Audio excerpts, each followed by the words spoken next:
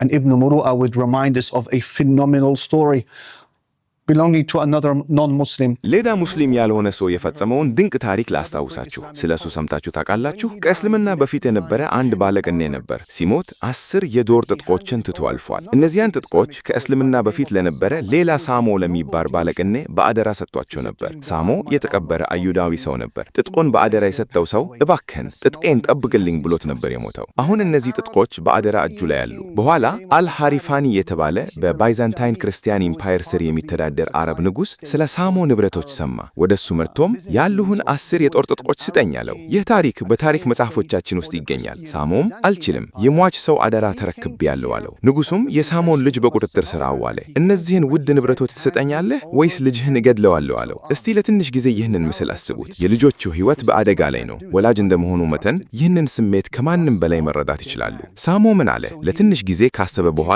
ስሜቱን ተቆጣጠረ። ተዋኪውን ቃል ተናገረ። የያዝከውን ግደል፣ እኔ ግን በአደራ የተሰጠኝን ንብረት እጠብቃለሁ አለ። አልሃሪፋኒም የሳሞን ልጅ ገደለ። ሳሞም ይህንን አጋጣሚ በግጥም ዘላቂነት እንዲኖረው አደረገ። እንዲህ አለ: ሰዎች በክህደት በሚከሰሱበት ጊዜ እኔ በአደራ የተቀበልኩትን ጠብቄያለሁ። ታማኝ ሆኜ የቆየሁት እኔ ነኝ። ሙርዋ እንዲህ ይል ነበር: አይኖችህን ዝቅ አድርግ፣ ክብርህን ጠብቅ፣ እውነትን በሕይወትህ ጠብቅ፣ የተሰጡህን አደራዎች በሕይወትህ ጠብቅ ይል ነበር። ምን ሌላ ልበል? 2 ተጨማሪ ነጥቦች። ለሕይወትህ አስፈላጊ የሆኑ ነገሮች በሰዎች ላይ መታመንን አትልመድ ይል ነበር። አዎ እርስ በርሳችን እንረዳዳለን። አዎ እርስ በርሳችን እርዳታ እንፈልጋለን። ነገር ግን ፍላጎቶቹን በሰዎች ዙሪያ ብቻ አታድርጉ። በትገኝነት ውስጥ ራሳችሁን አታጥፉ። ሰዎችን መፈለግ ነውር አይደለም፣ ነገር ግን ሁል ጊዜ ሰዎችን መፈለግ ነውር ነው። ይህም ክብረትን ይሸረሽራል፣ በሌሎችም አይን ዋጋ ያሳጣል። ይህ እኛ ብንሰማውም ባንሰማው እውነታ ነው። ለዚህም ነው በሰዎች ላይ ሸክም የሆነ ሰው በአይናቸው ቀለል ያለ ይሆናል የሚባለው። ነቢዩ ሰለላሁ ዐለይሂ ወሰለም ከባልደረቦቻቸው ቃል ኪዳን ሲቀበሉ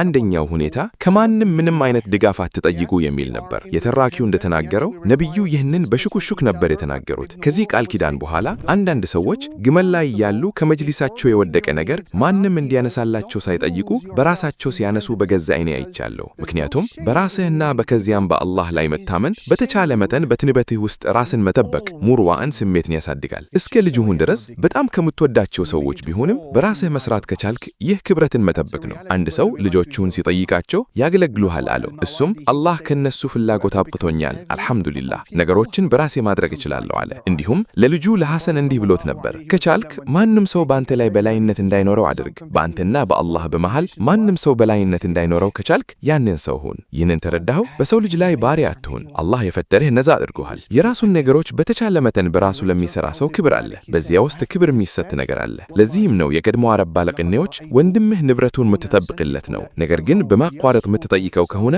ሸክም ትሆናለህ የሚሉት። አረቦች የሙርዋ ከፍተኛ ደረጃ አንተ ስትቸገር ርገህ መሄድ ነው፣ እነሱ ደግሞ ሲቸገሩ መግረብ ነው ይል ነበር። ያ የሙርዋ ከፍተኛ ደረጃ ነው። አንድ ሰው ሁል ጊዜ መቀመጫ ስጠኝ፣ እርዳኝ፣ አበድረኝ፣ ስጠኝ፣ አበድረኝ፣ እርዳኝ ሲል መጨረሻ ላይ ይህ ሰው በሕይወትህ ሸክም ይሆናል፣ የሙርዋሁም ይጎዳል። አሁንም የምለው አላህ እርስ በርሳችን እንድንደጋገፍ አድርጎ ፈጥሮናል። ማንም ሰው ብቻውን ሊኖር አይችልም። እዚህ ላይ ያለው ሐሳብ በሰዎች ዙሪያ አትሽከረከር፣ የራስህን መቻል ስሜትህን አታጥፍ። ምክንያቱም ያ የክብረህን ስሜት ሙርዋን ይጠብቃል። እንዲሁም ከጠላትህ ጋር ያለህን ግንኙነት ከመደመደም መጋኘን አስጠነቅቄሃለሁ። በቤት ውስጥ፣ በሥራ ቦታ፣ በዓለም አቀፍ ጉዳዮች ላይ እፍትህን ለመጋፈጥ አትፍራ። የአንድ ሙስሊም መከራ ሲደርስ ግድለኛ መሆን ተጠንቀቅ። ሙርዋ የክብር ስሜት ነቢዩ ሰለላሁ ዐለይሂ ወሰለም ከእስልምና በፊት የተሳተፉበትን ሂልፉል ፉዱልን ያስታውሱናል። ነቢዩ ሰለላሁ ዐለይሂ ወሰለም ነቢይ ከመሆናቸው በፊት በእፍትህን ስምምነት ላይ ተሳትፈው ነበር። ያንን ስምምነት ያስታውሱና ከእስልምና በፊት ያንን ስምምነት ተቀብዬ ነበር፣ አሁንም ቢሆን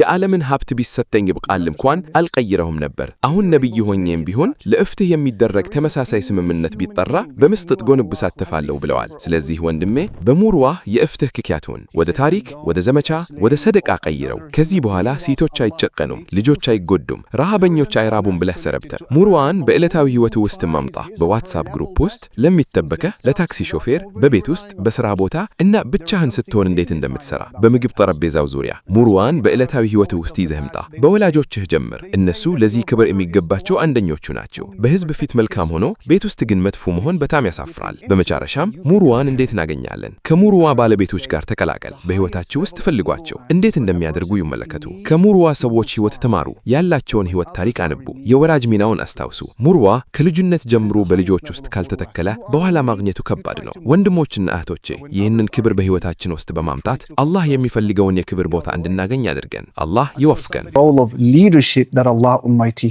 wants from this honorable ummah of ours. Wa sallallahu ala nabiyyina Muhammad. Walhamdulillahi rabbil alamin.